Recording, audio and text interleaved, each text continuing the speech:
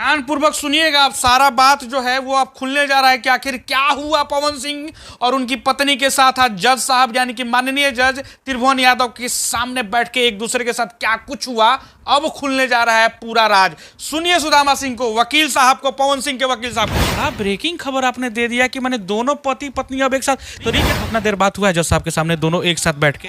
करीब 35 मिनट, आधे घंटे से ज्यादा समय एक साथ गुजारा है आज उन लोगों ने एक साथ। बहुत लंबा चौड़ा बातचीत हो गया। कुछ पहले उनकी वाइफ निकली, फिर पवन सिंह निकले। पवन सिंह निकले, पहले उनकी वाइफ निकली थी। हाँ, पवन सिंह से मेरी बात हुई। उन्होंने कहा बलिया, ज्योति सिंह के बलिया से अधिवक्ता आए थे, जज साहब के सामने हमारी बात हुई है। और उन्होंने बोल दिया, जज साहब बोल दिया। ऐसा क्यों? मतलब जज साहब फिर पूछे? हाँ, कहते हैं आपसे भी बात कर रहे थे, ज्योति सिंह से आप भी बात किए थे, लेकिन एक बैक ये बदले कब? पवन सिंह द्वारा स्पष्ट तौर से कहा गया कि मैं जो नहीं, वहां पे हम पहुंचेंगे, वहां पे पहुंचेंगे। देखिए पूरा वीडियो जो है लोगों को देखना है। पवन सिंह ने क्या कहा ये सस्पेंस रहेगा लास्ट तक। पावर स्टार और सुपर स्टार पवन सिंह, जिनके गाने देश ही नहीं पूरे विदेश में बजते हैं और डंका बजता है पवन सिंह का, लेकिन उनकी पत्नी के साथ विवाद हुआ और तलाक प्रकरण जिस तरीके से हो रहा है हमारी नजर है, क्योंकि कई सारे लोग जानते हैं कि आखिर उनके सुपर स्टार के साथ आखिर ऐसा क्यों हो रहा है, आखिर वो ऐसा क्यों कर रहे हैं। इसी के कारण हम अभी पहुंचे हुए हैं पावर स्टार पवन सिंह के वकील और प्रखर वक्ता। आज क्या हुआ? पवन सिंह पहुंचे थे कोर्ट में, उनकी वाइफ भी पहुंची थी कोर्ट में, ज्योति सिंह। एक दूसरे के अगल बगल बैठ के क्या बात हुआ, क्या कुछ निकला, जज साहब क्या कहे, सारी बातें सुदामा सिंह बताएंगे हमारे साथ।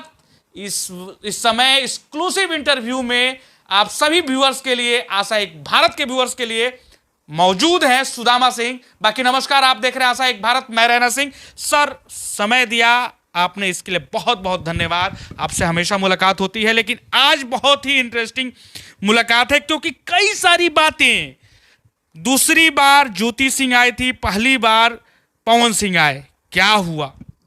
देखिए, आज का दिन जो था वह रिकन्सिलेशन का दिन था। रिकन्सिलेशन का मतलब ये होता है कि अकॉर्डिंग्स टू लॉ पति और पत्नी के बीच में समझौता कराने का प्रयास किया जाता है।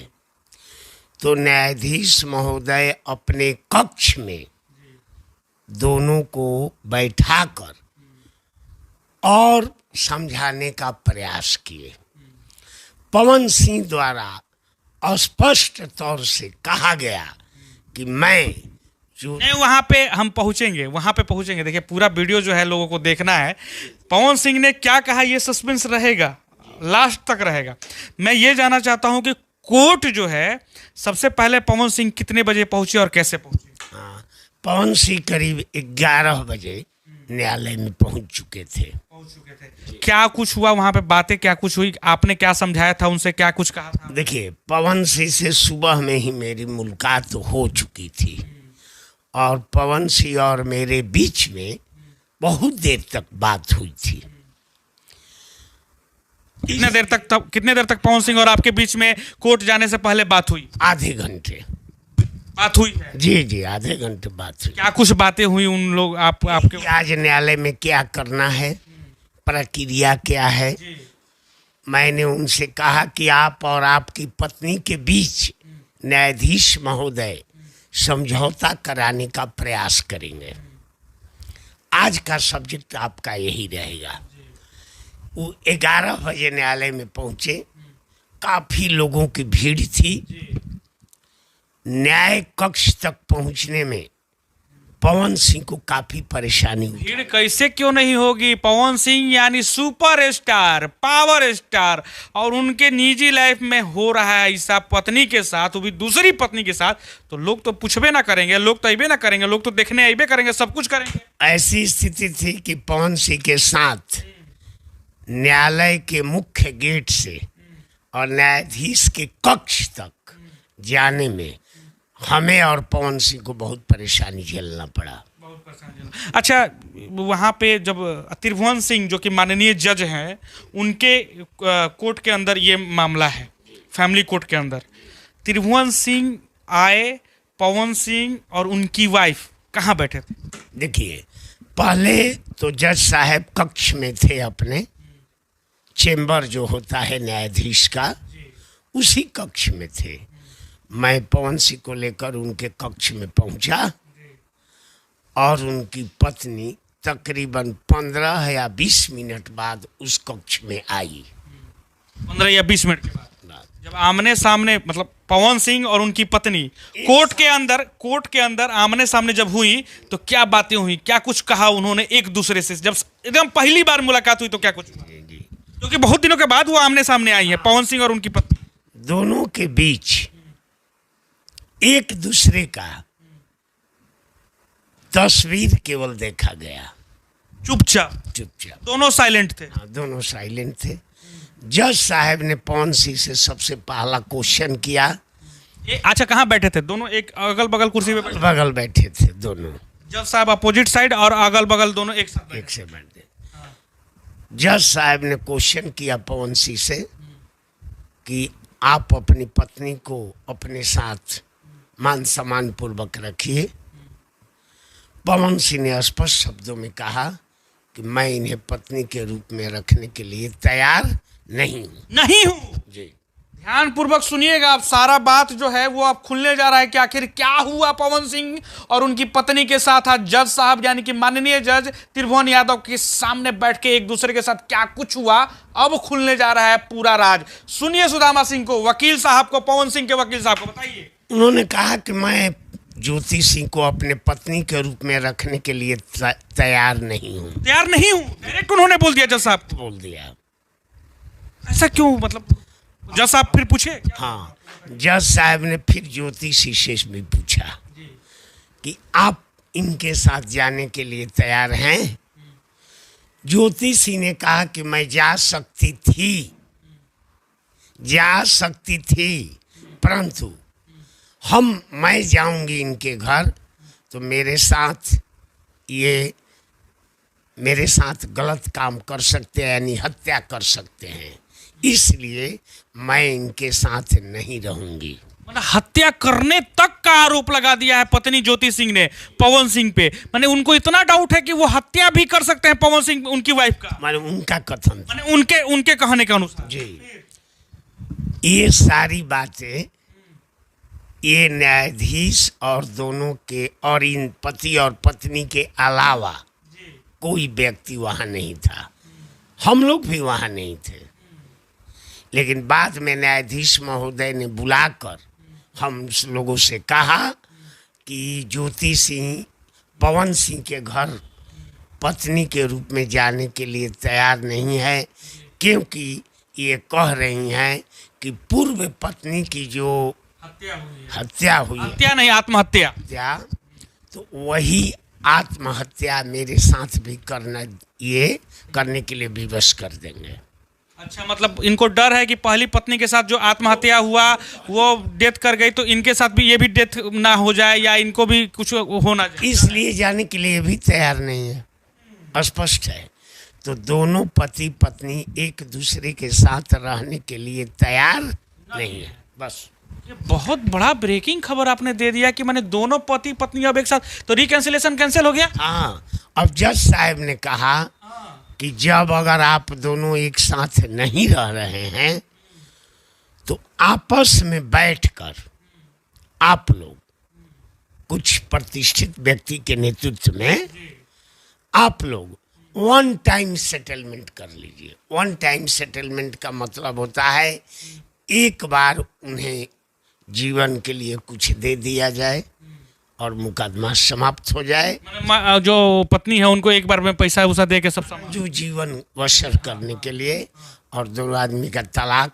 कौन बोला? जज साहब। माननीय जज साहब ने ये बात बोला कि तय करके आप लोग आइए। त्रिभुवन यादव जो है ना, ये तय करके आइए। हाँ, आपस में लोग तय करके आइए। जब एक दूसरे के साथ नहीं रहिएगा तो वन टाइम सेटलमेंट कर लीजिए एक बार, और आप लोग 21 तारीख तक 21/6 तक अगले महीने। हाँ, आपस में इस तरह का विचार कर न्यायालय को सूचित करें। तो अगला कोई पेशी उसी या कुछ डेट उट ऐसा कुछ दिया गया? 21 तक। 21 तक मतलब अपने में सेटलमेंट कर लेना है एक दूसरे से। आप क्या कीजिएगा आप? हम लोग सेटलमेंट करने के लिए तैयार हैं। हाँ, बलिया ज्योति सिंह के बलिया से अधिवक्ता आए थे, जज साहब के सामने हमारी बात हुई है और जज साहब कहे कि आप ज्योति सिंह से बात कर लीजिए, जो बलिया के अधिवक्ता थे। हमसे जज साहब पूछे तो मैंने कहा कि पवन सिंह की तरफ से मैं तैयार हूँ, ये बताएं कि वन टाइम सेटलमेंट में क्या चाहते हैं, वो मैं करूँगा। बस फाइनल ये है। लेकिन बड़ा दुख हो, बहुत सारे पवन सिंह के फैन हैं। आज जब हम बाहर निकल रहे थे तो कहे कि हमको चाहिए उनका बेटा, ताकि हम लोग को चाचा कहे, पवन सिंह का बेटा होना चाहिए जो इसको हम लोग अगला जो है पुश्त संभाले। लेकिन ये अगर हो जाएगा, ये हम व्यक्तिगत रूप से हम भी बोल रहे हैं कि अगर ये हो जाएगा तो हमको भी अच्छा नहीं लगेगा।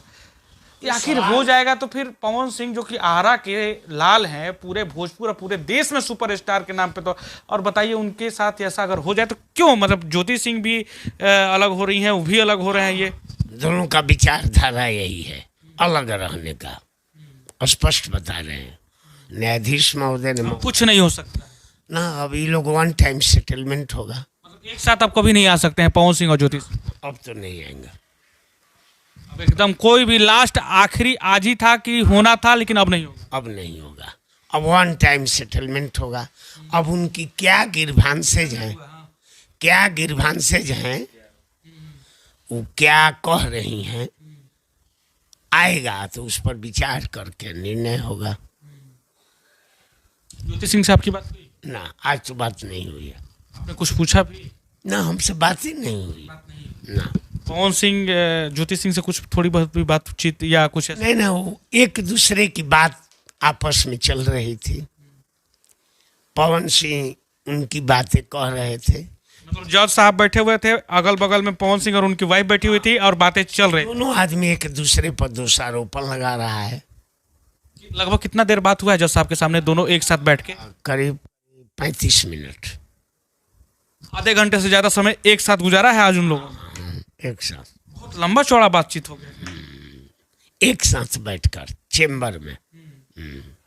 निकलने के समय कुछ पहले उनकी वाइफ निकली, फिर पवन सिंह निकले। पवन सिंह निकले, पहले उनकी वाइफ निकली थी। हाँ, पवन सिंह से मेरी बात हुई। उन्होंने कहा कि मैं भी रखने के लिए तैयार नहीं हूँ और ज्योति से भी मेरे साथ रहने के लिए तैयार नहीं है। यही दोनों की बात हुई है। हाँ, दोषारोपण जो भी जो होना था वो तो न्यायालय के अंदर ऑटोमेटिक है। जब आपसी विवाद किसी बिंदु पर होता है तो आदमी एक दूसरे की शिकायत ही करता है। और जहाँ प्रेम हो वहाँ कहीं निंदा नहीं होती है। तो इन दोनों के बीच दुराव हो रहा है, तो ऐसी स्थिति में एक दूसरे का बात कहना धर्म हो जाता है। पवन सिंह पहले तो ऐसा नहीं किए थे ना, पहले तो वो कहते थे कि हम रहना चाहते हैं। आपसे भी बात कराए थे, ज्योति सिंह से आप भी बात किए थे, लेकिन एक बैक ये बदले कब की, मैंने अब नहीं रहना चाहते हैं हम? देखिए, पवन सिंह पहले तैयार थे और ज्योति सिंह से बहुत बार बातचीत हुई थी, लेकिन ज्योति सिंह, आपने भी बात किया था ना ज्योति सिंह से? ज्योति सिंह ने स्पष्ट कहा कि मैं उनके साथ नहीं रहूंगी। तो ऐसी स्थिति में पवन सिंह ने भी निर्णय कर लिया कि मैं भी इनके साथ नहीं। कब निर्णय किए थे ये चीज? ये जब तलाक का वोट डाले तब उसके पहले से निर्णय कर लिया? हाँ, इसके बाद तलाक डाल दिया गया। आपके पास आए थे तो ये निर्णय करके ही आपके पास आए थे कि आप मेरा केस लड़िए, हम तलाक का ये? पहले भी हमारे से बात हुई है, हमेशा बात। आज भी इस मैटर पे, इस मैटर को लेकर आज भी हम न्यायालय से आए हैं तो हमसे बात हुई है। कैसा अभी मूड मिजाज कैसा है पवन सिंह का, कैसे किस तरीके से? प्रसन्न है, जा रहे हैं, बनारस चले गए। बनारस चले गए? हाँ, कल उनका प्रोग्राम है डिहरी के नज़दीक, बहुत बड़ा भव्य प्रोग्राम है, वहाँ कल प्रोग्राम करेंगे। मैंने काम में लग गए, यहाँ हुआ फिर काम में लग गए वो? आराम से। हाँ, टेंशन उनसन कुछ थोड़ा? कोई टेंशन, उनको कोई टेंशन अभी? कोई टेंशन।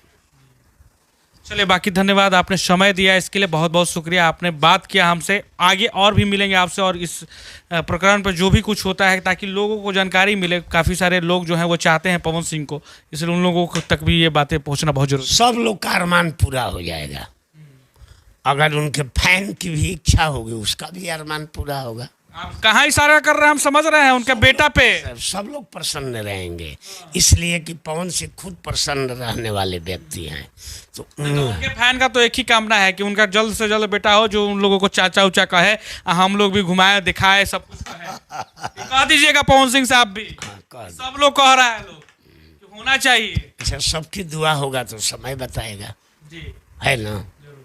चलिए, धन्यवाद। आप देख रहे थे आशा एक भारत, मैं रैना सिंह। खबर यहीं तक।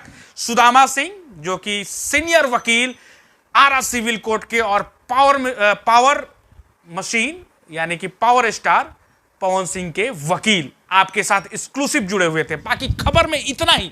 जरूर आप भी बताइएगा आपको क्या कुछ लग रहा है, आप क्या चाहते हैं, क्या होना चाहिए, आखिर ये क्यों हो गया, जरूर बताइएगा अपनी राय। आपकी राय का हम भी इंतजार करेंगे, कमेंट बॉक्स खुला हुआ है, जरूर बताइएगा।